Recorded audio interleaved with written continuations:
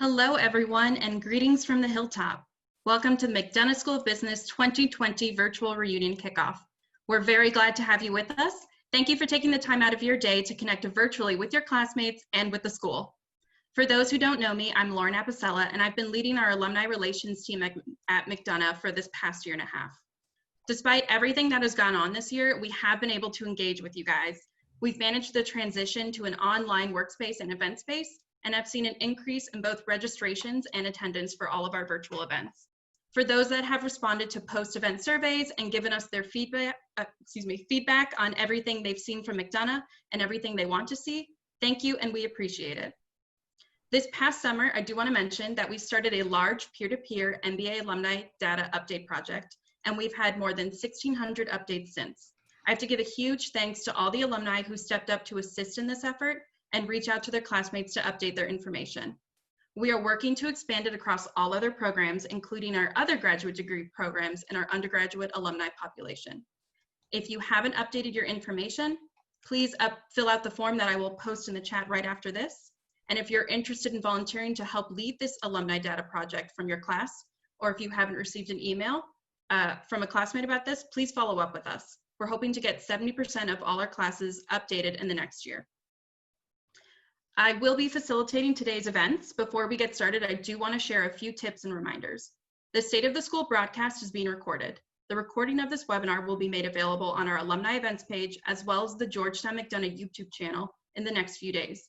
You will receive the link to this recording in a follow-up email, which will also contain a survey for you to take, information on upcoming events, and more ways to stay connected to Georgetown McDonough. Our panelists will take questions throughout the webinar. Please send in your questions as you have them using the Q&A function at the bottom of the Zoom screen. Finally, if you're having any technical difficulties or other issues, please submit those concerns to me via the Q&A function at the bottom of the screen. Before we get started, I owe a huge thank you to our reunion committee volunteers. They helped us pivot from an in-person reunion weekend to a virtual reunion kickoff, which will lead into an even bigger and better reunion weekend next year. I also need to thank my teammate, Ashley Shea, Alumni Relations Program Coordinator, for helping put everything together today. We hope you enjoy this virtual celebration. Now I'm pleased to introduce Dean Paul Almeida to start off our State of the School updates. Thank you, Paul, and Hoya Saxa.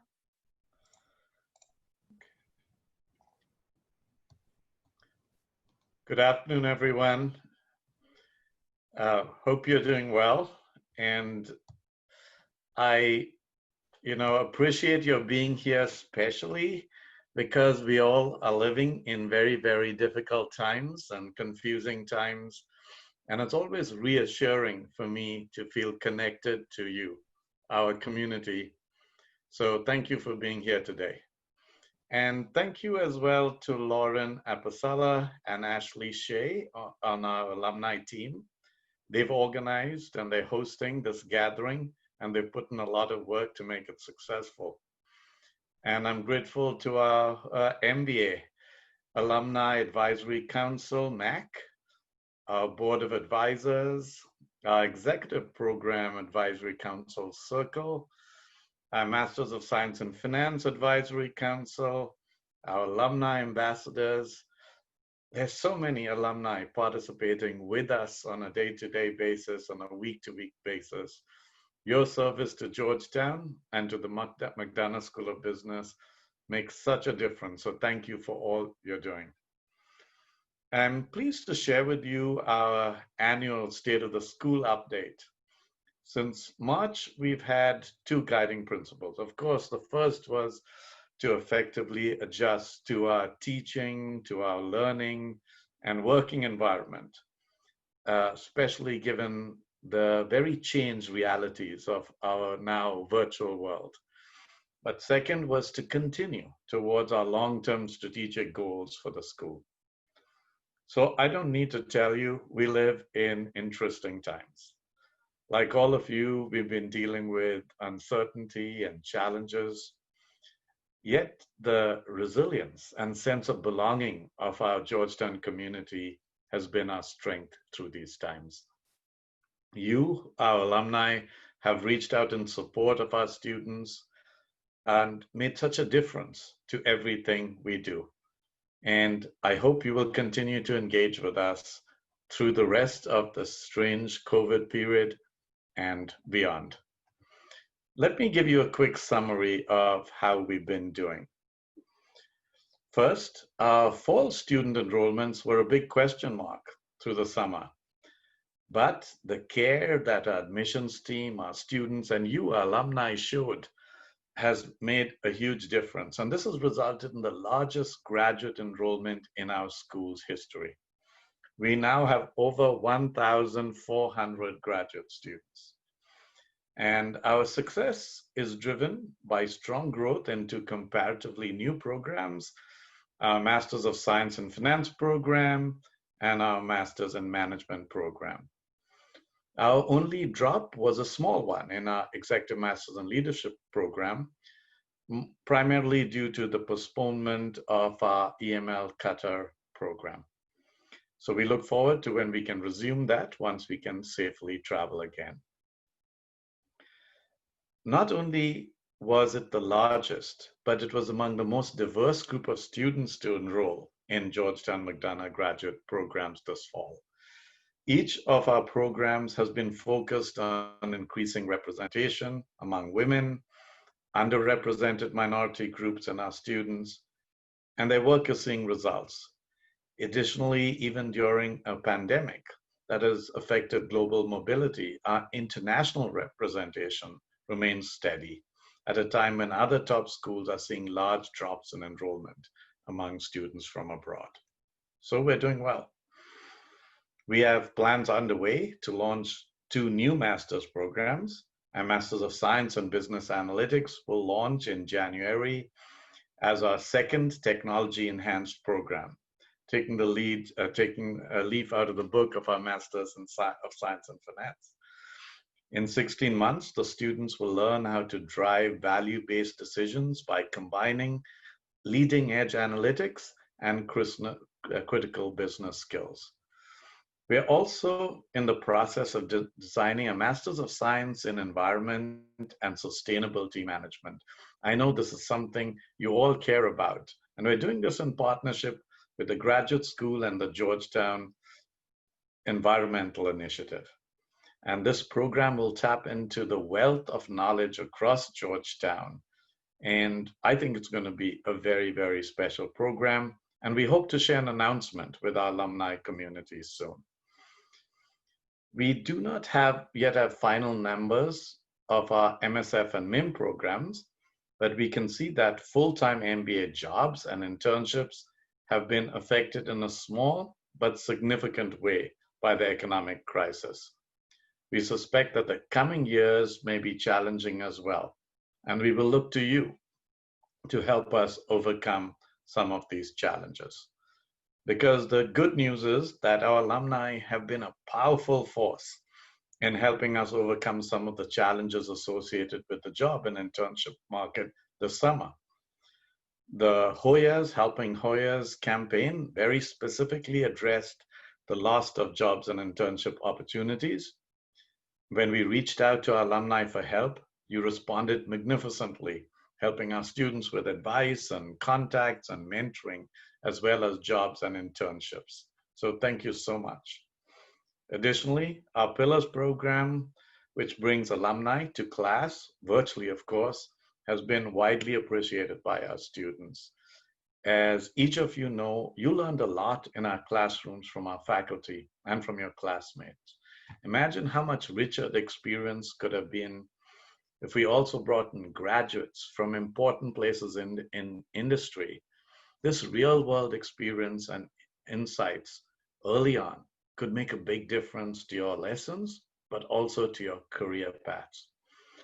So we hope to continue to connect with all of you, to bring you into our classrooms, to enrich our students' learning and build that community. We have a goal of including an alumnus or parent in each of our courses. Since the start of the pandemic, we've had 72 participating speakers in this program, and both alumni and students have found value in this experience. We've also launched a new corporate relations function that creates new engagement opportunities for our students with future employers. If you're interested in learning more about either our Pillars program or our corporate relation efforts, if you'd like to help, I encourage you to reach out to Lauren or to her colleague, Sean McGilly. I would also like to highlight that even amid the pandemic, fiscal year 2020 has been another good fundraising year for the school. And it's because all of you believe in your school and what we're doing to take the school to the next level. So thank you to all our alumni, especially our board of advisors, our MAC members, and the other advisory groups that generously support us. We are very grateful. Now, throughout the pandemic, our Vice Dean, Dennis Quinn, has been working around the clock to ensure that our faculty are equipped to teach virtually and our students are engaged in learning. While we had literally a few days' notice, it was actually during spring break, to switch from fully in person to fully virtual in March, Dennis and our online pedagogy team, led by a professor that many of you will remember and love, Lee Pinkowitz, worked with the faculty to ensure classes for the fall were thoughtfully designed for the online environment. The university's Center for New Designs and Learning, Candles, also did a great job. They trained nearly 1,900 faculty across Georgetown. And our students show that they benefited from this experience. So as we deal with the present, we must also look ahead to the future. You know, I teach strategy, and strategy is all about, of course, doing well in the present, but never forgetting that we're heading towards the future. And so we're trying to act strategically so that when we look back a few years from now, we won't just say, oh, we survived COVID. We can proudly say, at the same time, we set the foundations for future success. So today I'd like to highlight two strategic areas. The first is racial justice. Now, of course, racial justice has always been an important issue, but the need for immediate and broad structural action has become quite obvious over the last few months. Our school, and really the world, has grown painfully aware of the persistent challenge to achieving true racial equality and the difficult but critical journey we must all take. So at McDonough, we promise to do our best to move forward toward racial and gender and other, both equality and harmony. So to this end, we've taken several steps. We held 3 very well-attended town halls for faculty and staff, basically to listen and learn. For many of us, this was the first time we'd ever discussed race in our professional environment. Next, we formed a standing committee to address DE&I issues. We're grateful to Patricia Grant, our Senior Associate Dean for the undergraduate program, and Professor Michael O'Leary, our new Senior Associate Dean for Executive Custom Programs, who will be leading our racial justice efforts as co-chairs of this committee. We'll also announce the formation of 3 task forces that will make long-term and short-term recommendations on how our school can move forward. And we will look at faculty and staff, we will look at issues with students, and our involvement in the DC community. So I can promise you that we will make progress on racial justice, and we will keep you informed of the progress we make, because this is an important strategic and moral issue. Now, I've been at Georgetown for more than 25 years. And what motivated me to come here as a junior faculty member and much later on to serve as dean was very simple. I've always believed that strong business training combined with our Jesuit values are a powerful force for good in the world. And guided by these values, I believe we must use business approaches. We must use the business mindset in our fight for racial justice, in our school and beyond. And to me, the Pivot program, with its focus on job training for returning citizens, exemplifies this approach. I'm so proud of Professors Pietra Rivoli and Alyssa Lovegrove and many others for launching this program 3 years ago in partnership with the Georgetown Prisons and Justice Initiative. This fall, Professors George Comer and Bonnie Montano have launched the Georgetown Reach program that introduces rising underrepresented 8th grade students and their families from Washington, D.C. to the college selection process and to college life so that they can come to schools like Georgetown or others well prepared and they know that they belong. So while we're pushing forward with these impactful programs, we know we must do much more internally and externally. And I know that together we will make progress on racial justice. Our second strategic focus includes 3 initiatives we're launching to help move our school into the future. Our university has encouraged the schools to work together to solve some of the big problems in the world. In line with this approach, we've identified 3 areas: business and global affairs, the business of sustainability, and technology, analytics, and the future of work. A 4th initiative, the business of health, will launch a little later. Now, each area plays to our strengths, including our DC location, our Jesuit values, and our broad expertise across Georgetown School. And each will be important to our students and our future school success. Our initiatives will play 3 important roles. They will support faculty and student research, they will contribute to student learning and engagement, and they will connect our school to the real world so we can both influence the real world and learn from the real world. And these initiatives are not meant to work in isolation. They're meant to interact richly with the programs, with our centers, with our departments, so that we can all grow. Professor Brad Jensen is leading our efforts in the Business and Global Affairs program, which is a very exciting program because this is the first ever joint undergraduate program in the history of Georgetown, and we're doing it in collaboration with the School of Foreign Service. We also continue our MBA certificate in non-market strategy, and our executive MBA program recently updated its curriculum to deepen its learning in business and global affairs. Professor Vishal Agarwal is leading our business of sustainability effort, which includes a new MBA certificate in sustainable business with the Business for Impact initiative and coordinated faculty research in this area across disciplines. The school is also in the very early stages of looking at a master's degree. And finally, Professor Jason Schlotzer is leading our Technology, Analytics, and the Future of Work initiative, focused really on dignity and not just on how technology is changing industry, but how can a good Jesuit school help move this in the right way. And we have our master's program, as we said, launching very soon in business analytics. We also have a master's in management, and our MBA program is now STEM certified as well. So we're making great progress on fields of the future. So we live in unprecedented times. And our school and university, like so many other organizations that I'm sure you work in, are facing some significant challenges.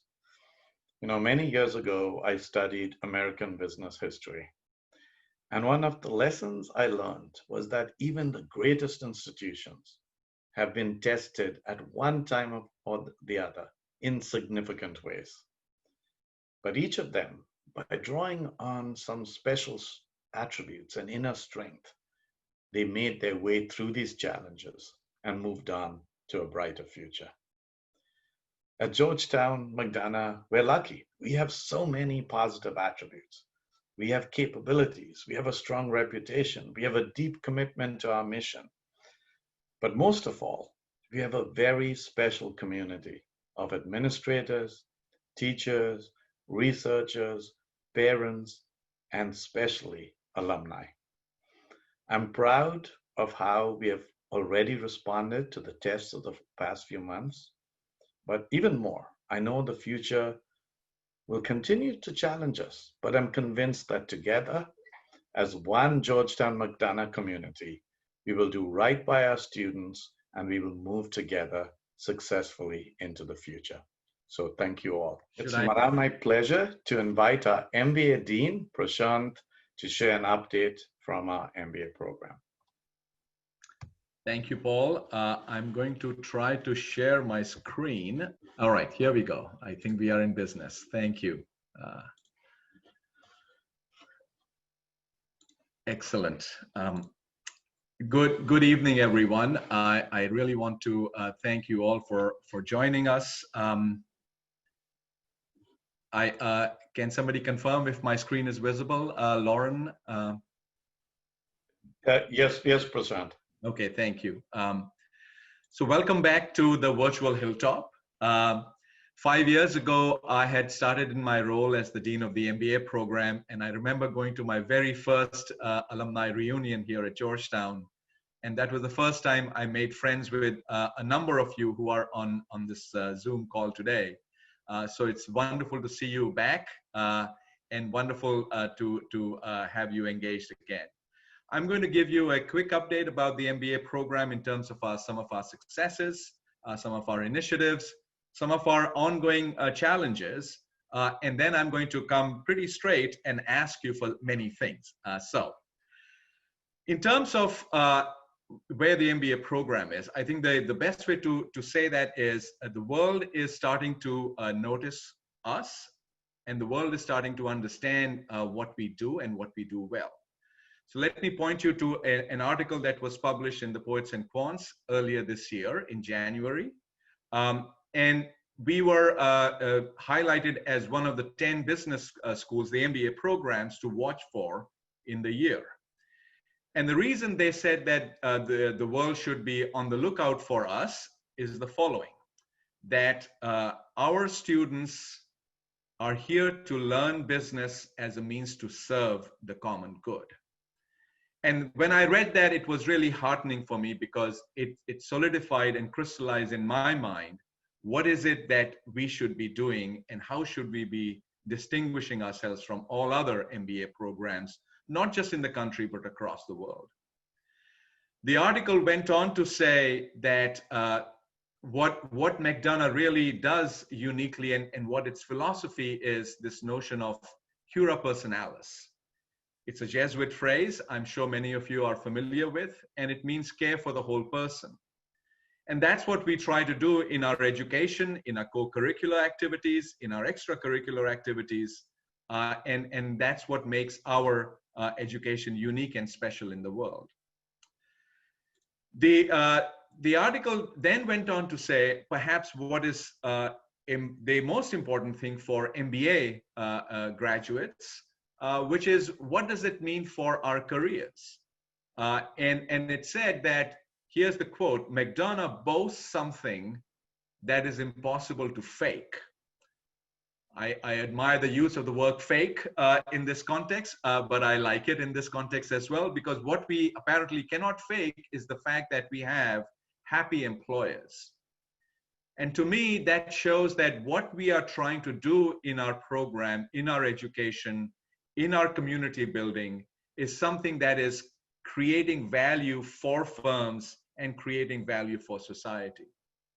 And to give you just 2 bits of evidence for that, Business Week that runs many surveys, one of the surveys they run is with recruiters. And last year, they ranked us #1 in the world for having the best trained MBA students. And when I shared this news with Paul, his remark was, congratulations, well done, but also be prepared that, from here, you're only going to go down. And so that made me nervous, but 2020 came along and Business Week published its rankings again. And lo and behold, we were #1 in the world again, but this time as the most innovative MBAs. And the only reason we weren't ranked as the best trained MBAs as well is because they simply removed that category from their rankings, probably because they were afraid we would get it again.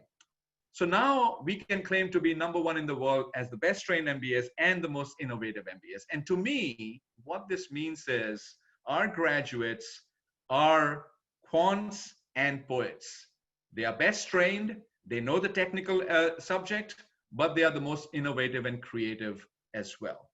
And this balance of being a poet and a quant is really what we aim for in our education.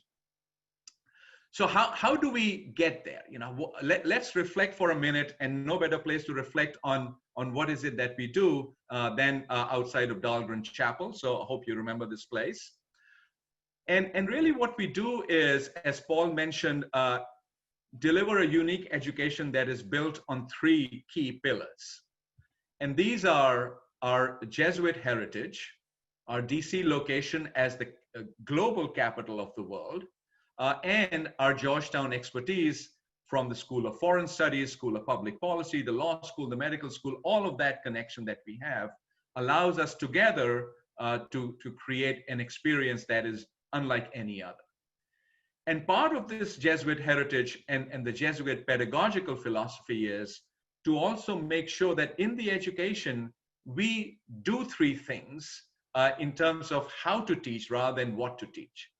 And how we teach is making sure that obviously individuals learn the knowledge, but also provide real, impactful, relevant action opportunities, experiential learning opportunities, and then create space for true reflection and introspection. And I think this is really where the magic of what a Jesuit education and what a McDonough education resides. In this trifecta of learning the knowledge, taking action on that knowledge, and reflecting on what happened and how to do better the next time. And this idea of how to do better is captured in the Jesuit notion of magis, which is always striving for more. And so we believe what we do at the end of the day is create an atmosphere that allows individuals to nourish and become, and I'm going to use a word that I have made up, and the word is humbitious, which is a mixture of an individual who is humble and an individual who is ambitious. And this together, being humble and ambitious, the ambitious MBA graduate is really what is making a difference in the world. And so let's look at what is brewing. And there's a lot that is brewing, not just in the MBA program, but at MSP. And Paul listed many of these things. I won't go through all of them. We have many new programs. You know, Paul mentioned the STEM, which we are really proud of. We have 3 certificates, launching new electives all the time, and collaborating with various industry partners to create experiential learning opportunities for our students. We have new initiatives across the school in terms of the Pillar program, the Pivot program, creating Ignatian retreats, new global and service treks. And Paul mentioned the 4 new initiatives that he is launching at MSP. Plus, we are looking at we are looking at scholarships for gender equality for our military students, scholarships around fintech, but most importantly around diversity. And we are celebrating the 60th year of women in business in the McDonough School as well. But I really want to highlight 4 or 5 of these a little more. The first one I want to highlight is our STEM major. And last year, the class that graduated, more than 30% of the graduating class was able to capitalize on this. We expect that in the next graduating class, over 50% of the students will capitalize on the STEM certification and really benefit in their ability to secure strong jobs, but also make strong contributions. The second thing I want to highlight is, again, something Paul mentioned earlier, the certificate in sustainable business. This is becoming really critical for us in terms of carving out a niche for ourselves. We can be the best MBA program for sustainable business in the world. As of now, we produce more students, more graduates who go into sustainable and business and social impact as a percentage compared to the top 10 MBA programs in the US. More than 10% of our students are enrolled in the certificate, And we expect this number to grow as the interest in some of our activities around this certificate indicate, where 15% of our students got involved with one of these grants. The third thing I want to highlight is the work we have been doing on diversity, equity, and inclusion, and with a particular focus on creating equity in the classroom. While we have made improvements, we have now 32% women in the class as opposed to 30% last year, 44% women in the Flex MBA class, 19% underrepresented minority students. These numbers, while good, have a long way to go. I would like us to be at 45% women in the MBA classroom, just like we have in the Flex MBA classroom. And I would like our underrepresented minority numbers to be at 25% of our population, not below 20%. And really work hard on producing and creating opportunities for scholarships and fellowships that support these initiatives. I should also highlight on the right-hand side, hopefully we have Jenny Heflin on the call, who is celebrating her 10th reunion from the class of 2010.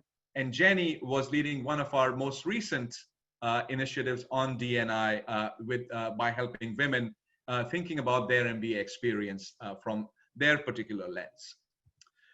Finally, I'm really excited and proud, and I'm hopeful that many of you, again on the call, are participating in this program. And so for the very first time, we are launching our MBA mentorship program.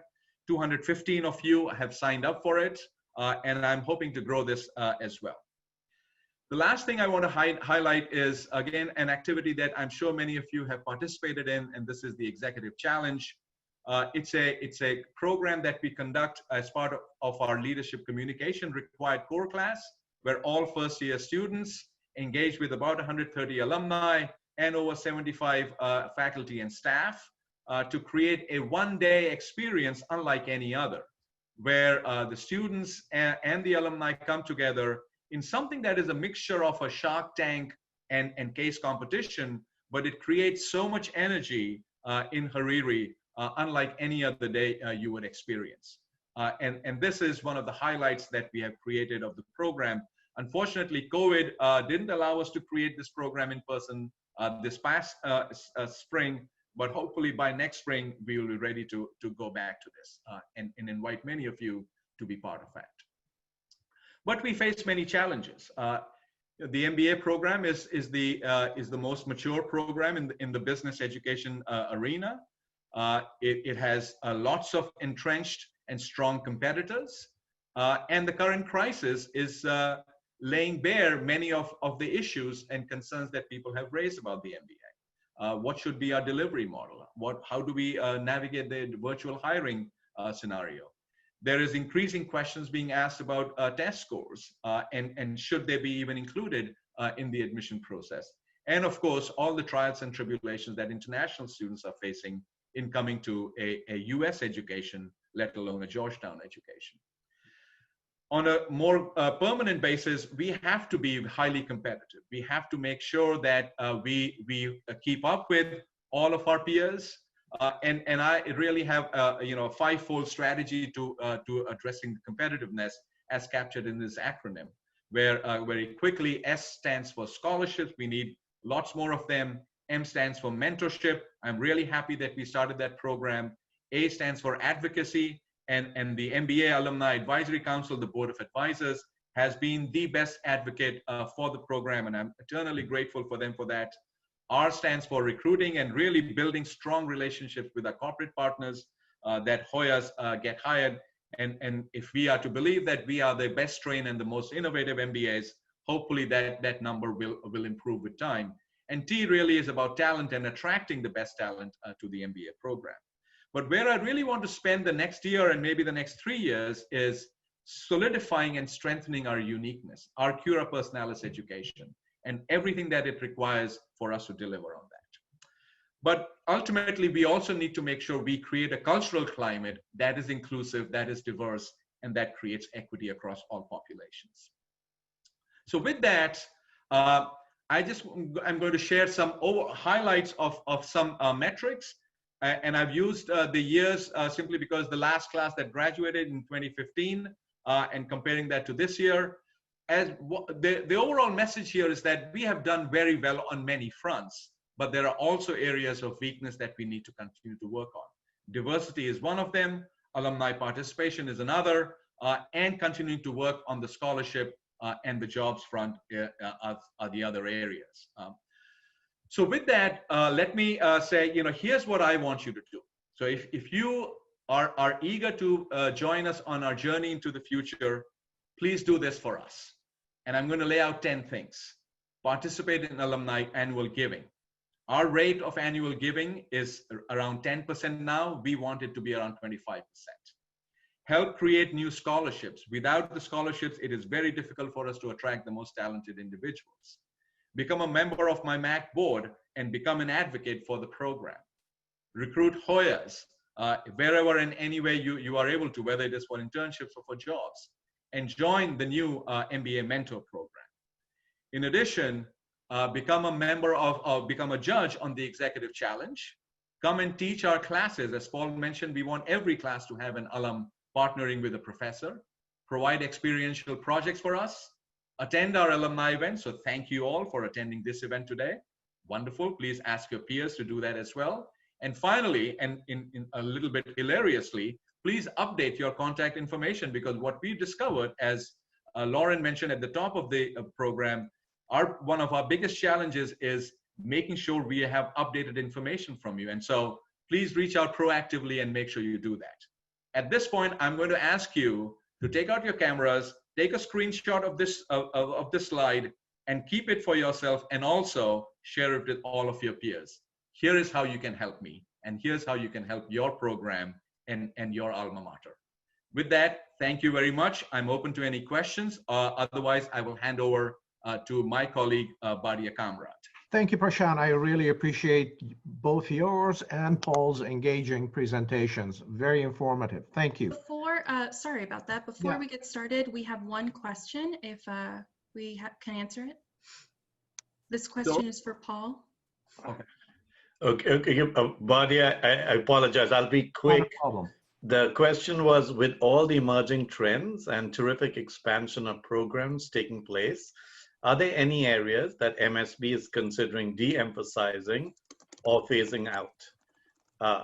So very simply, we let the market decide. My responsibility in a dynamic, changing market is to experiment, to explore, to see where the market's going. So inevitably, some programs will become relatively or absolutely less important because the market has decided that, and some will grow. So even though I started the Global Executive MBA myself, it was my baby, I loved it dearly, I closed it down after 10 years because the market found it was okay, it was making money, it was well ranked, but it wasn't as important to our school and the growth of our students as some of the other programs. The second point I want to make, a lot of these initiatives like sustainability and business and global affairs are not substitutes for existing things, but they complement them and they help them. So if you think of our Business for Sustainability initiative, it helps make the MBA program stronger because now we have a certificate in that. We'll bring in more faculty expertise. We will have more corporate partners around the areas of sustainability. Our centers, even including the real estate center, will invest much more in ESG. So in many ways, these new activities will help build the existing programs, the existing centers, the existing areas in a way that matches with the future. So yes, there will be kind of a change of the mix, but more than that, I think we're going to enrich who we are together. Thank you so much, Paul. And Bardia, I'm going to set up your slides. Thank you, Paul. If I may, I would reflect on this issue that you just shared with us a little bit later when I get into the slides here. Hello, folks. It's a pleasure and a privilege to have this moment with you. I wish we could kind of be together a little bit more in person, but be as it may, here we are, and that has to be good enough for the moment.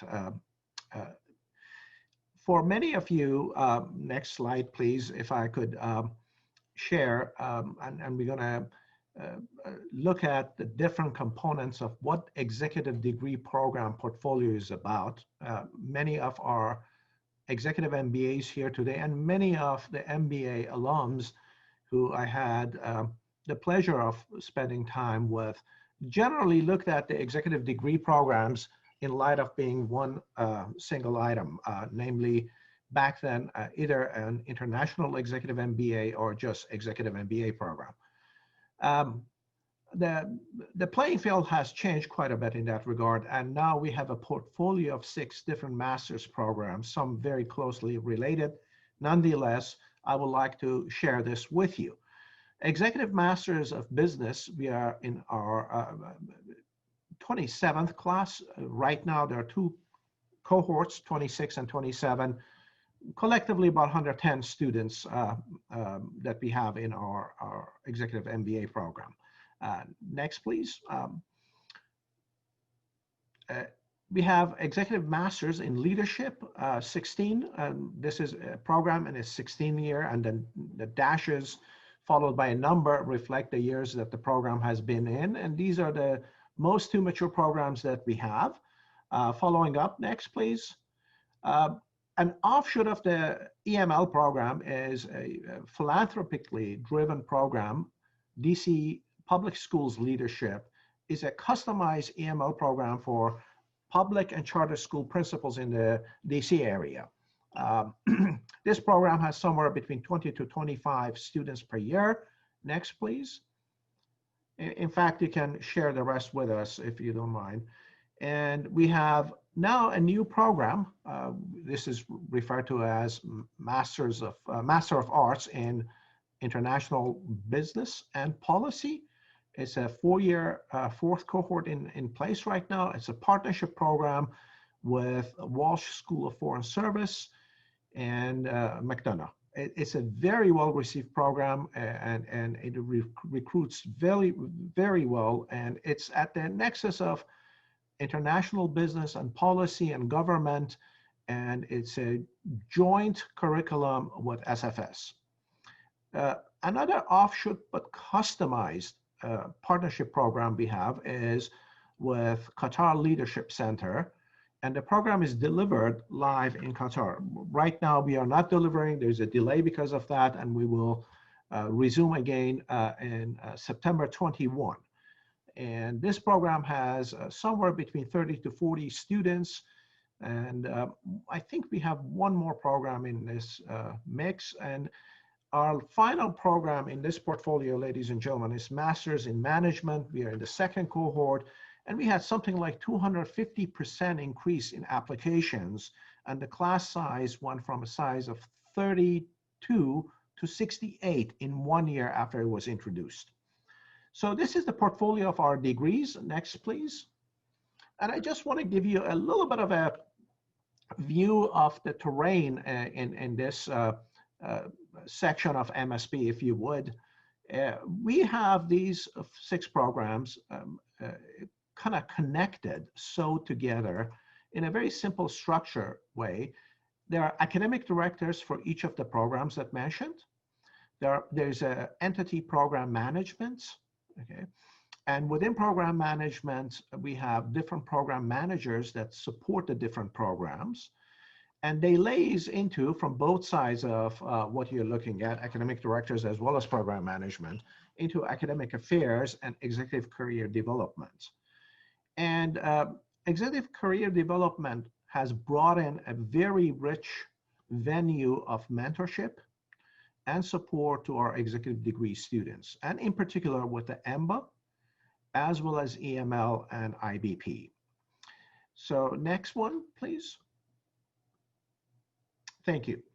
I want to talk about 3 quick components of success, challenges, and next steps that we have. One of our sources of pride is our EMBA rankings, both in terms of Financial Times as well as Economist. In 2018, 2019, our rankings were definitely in top 10 in the United States, and we became top 10 in the United States again with Economist in 2020. So we have made really great strides in that dimension, and we are really well recognized in that capacity. Next, please. We are also number one in DC in the program, consistently by both economists as well as Financial Times in terms of our ranking. So successes to share with you. The MIM program has been STEM designated. The class size has moved up by a factor of 2. And we have a lot to thank the admissions team and the academic director and the team for MIM. MA International Business and Policy has really shown steady but increased enrollments over the last 4 years. Unfortunately, we could not travel because of COVID. 2 of the modules in this program do actually get offered in Vietnam and in Germany. And because of the COVID this year, we could not travel, unfortunately. But we managed and we maintained continuity. And surprisingly, with incredibly high ratings by the students at the end of those 2 modules that were travel-based.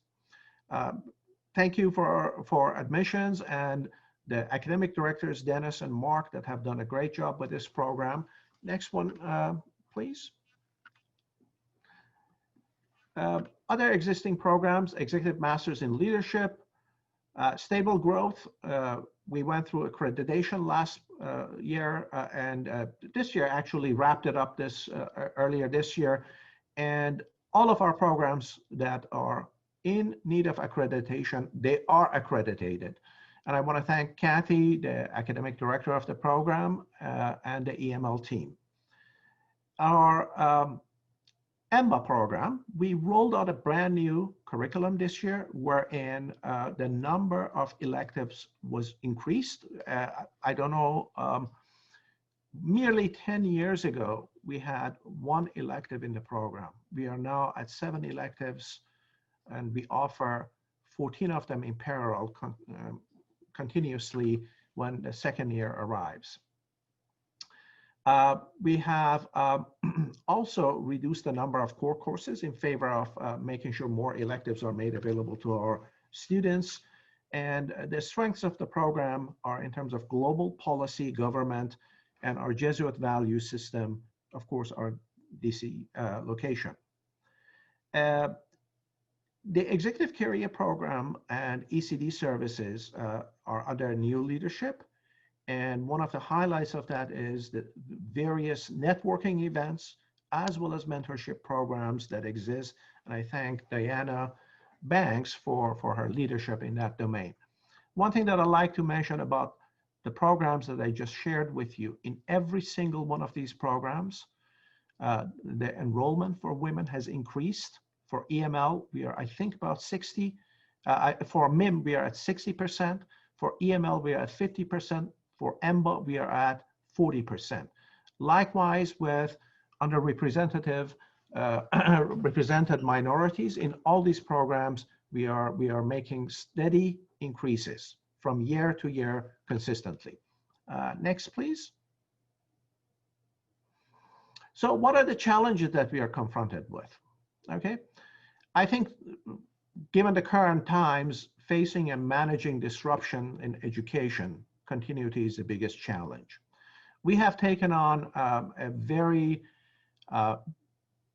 steady and consistent approach toward maximizing the utility of our programs and the benefit it offers to all our students. I think keeping our students close and engaged is important. We are, from my perspective, supply chain of education, and that should not be interrupted. Okay, it will create ripple effects throughout, and we did our best, and we were greatly successful on making sure that there is no interruption in that sense. Every day of operations since February, we learned something new that we shared with our students to make sure that uncertainty risk to them is minimized. We did this in a number of related ways. We offered outside of class workshops for additional learning, town hall meetings, guest speaker series, okay, and making faculty available to share their thoughts and views with them. So what are other challenges? Market and competition, okay?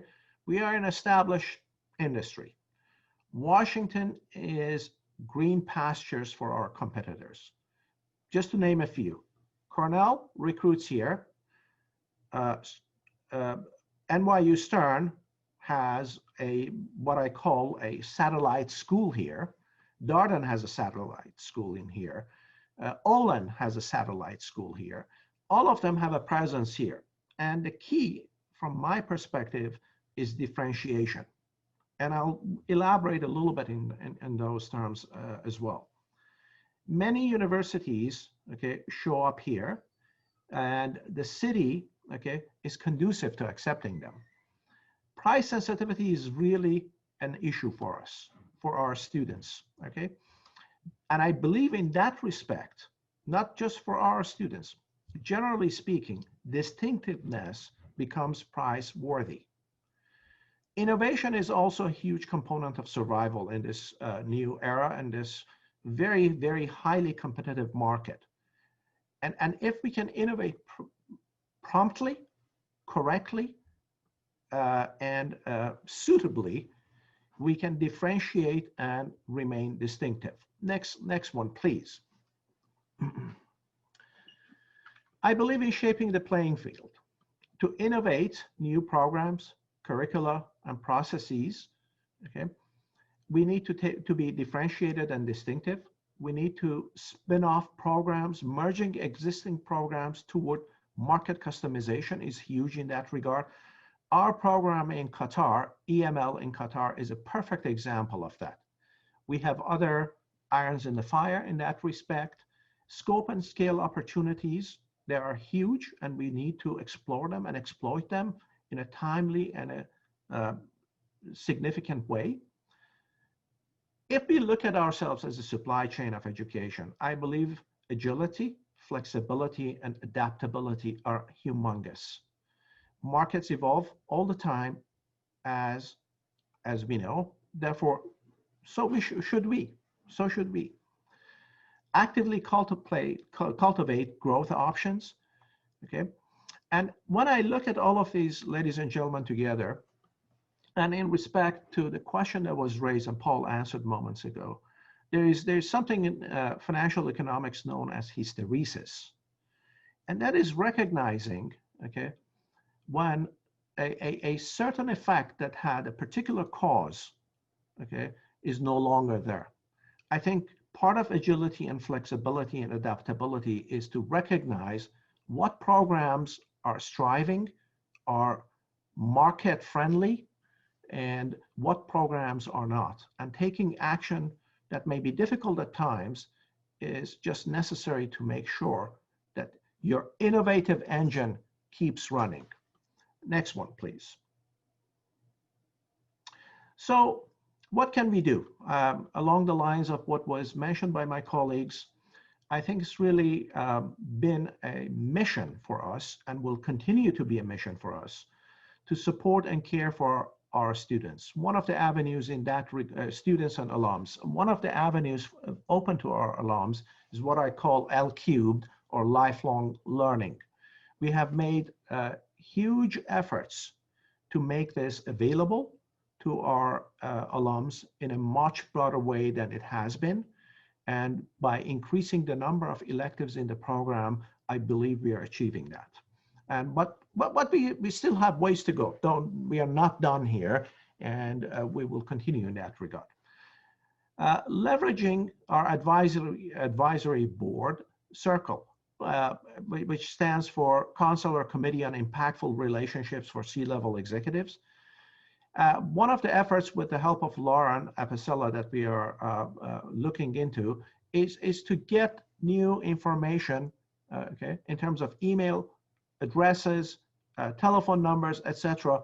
Please spread the word. We need your support and we need your engagement so we can have a bigger outreach.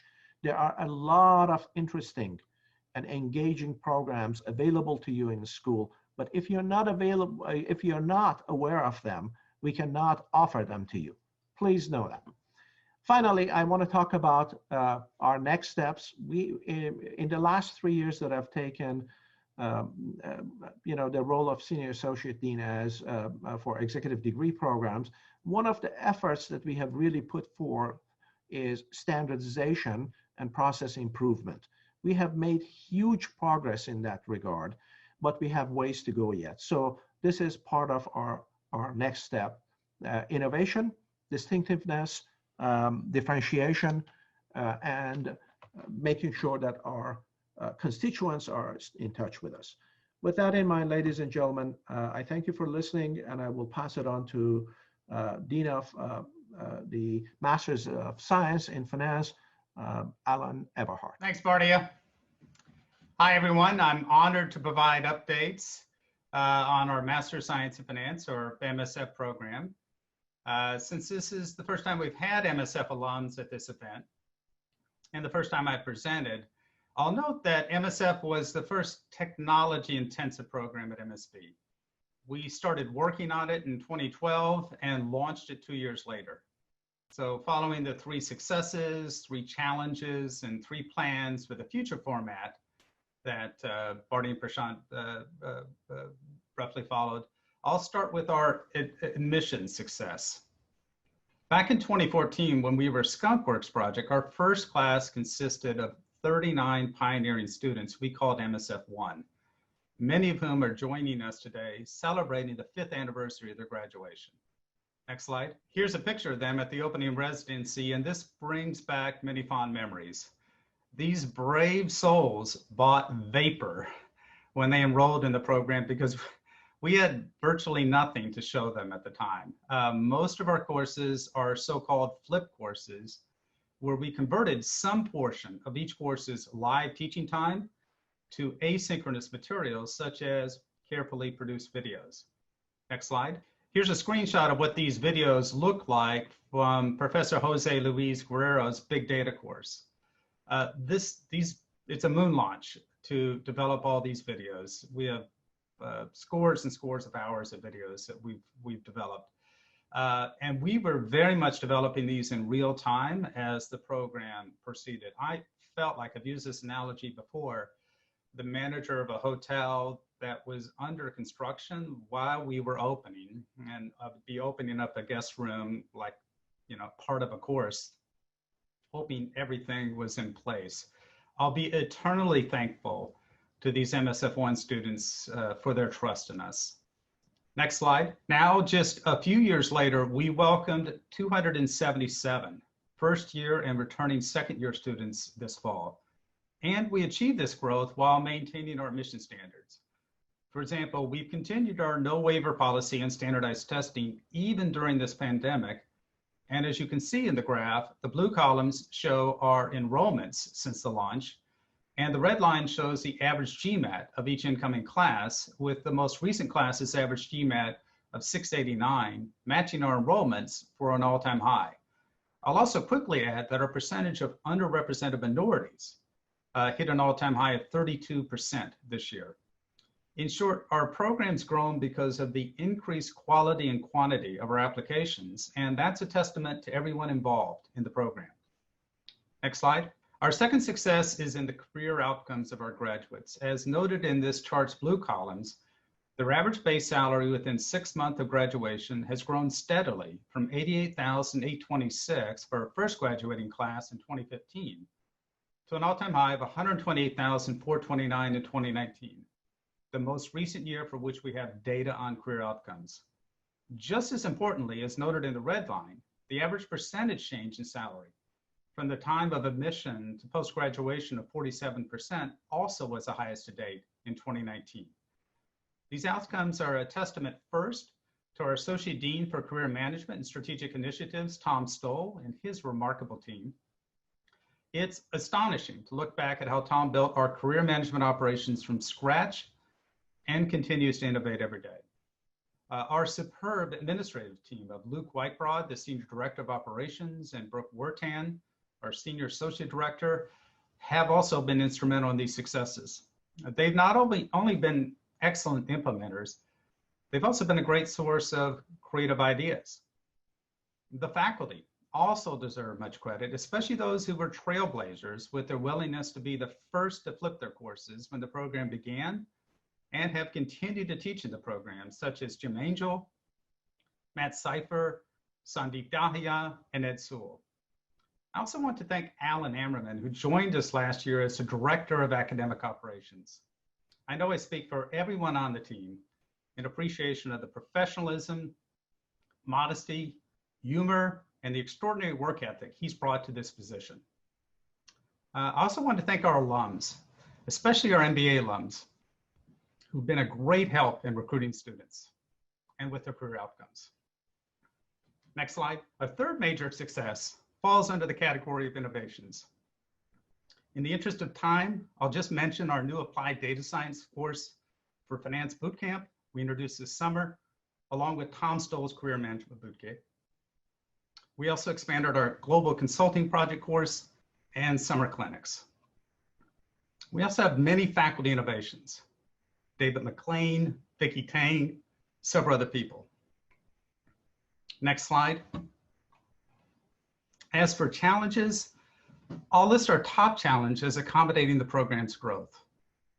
We're charging on-campus tuition for an online program, and our students have high expectations for the quality of teaching, administrative services, and career services.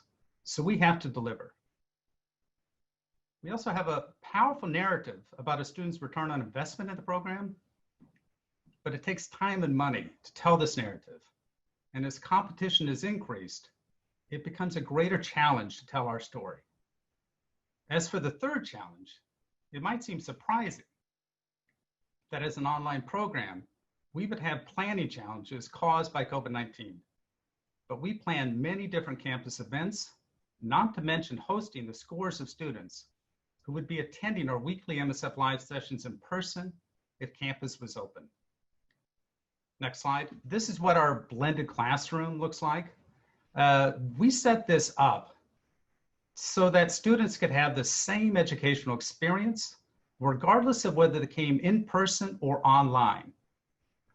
But we really enjoy seeing the students in person, and we can't do that right now. So while we've been able to transition to an online format seamlessly, we miss seeing the students in person. And we're looking forward, like everyone else, to having this kind of in-person activities return. Next slide. 3 plans for the future. We want to continue to grow enrollments without diminishing admission standards.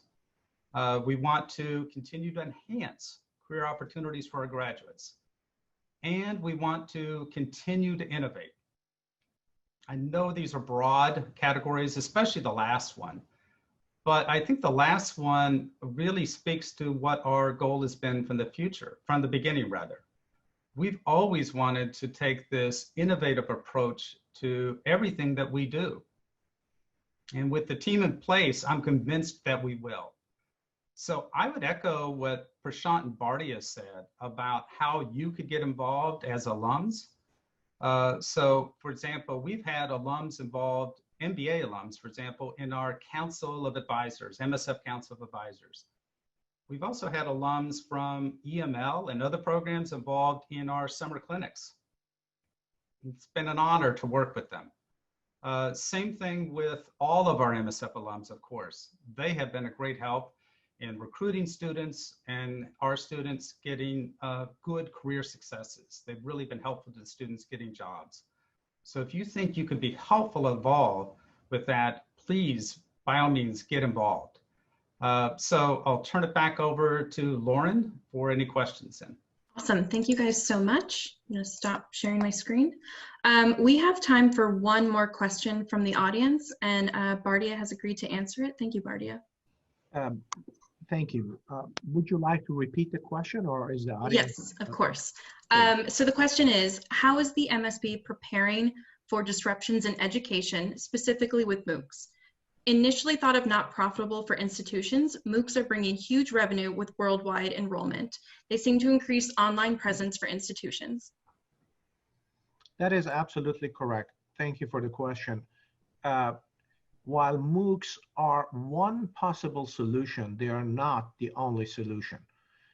Continuity also implies having channels available so that ongoing classes in case of disruption can be continued, okay, in the realm that they are, not substituted by MOOCs.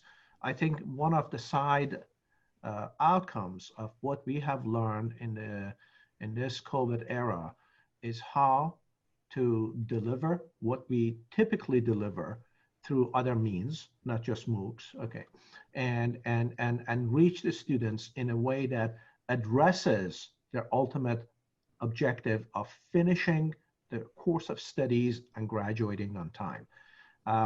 No, there's no question that what you're saying, this is correct, but there are other ways, and to have a large, just imagine at MSP, the hundreds of different courses that exist. It's not likely to create, okay, a MOOC for every existing course. So continuity is something that has to be done at the moment that a disruption or interruption takes place, and allows everybody in a variety of different courses to move forward to their destination.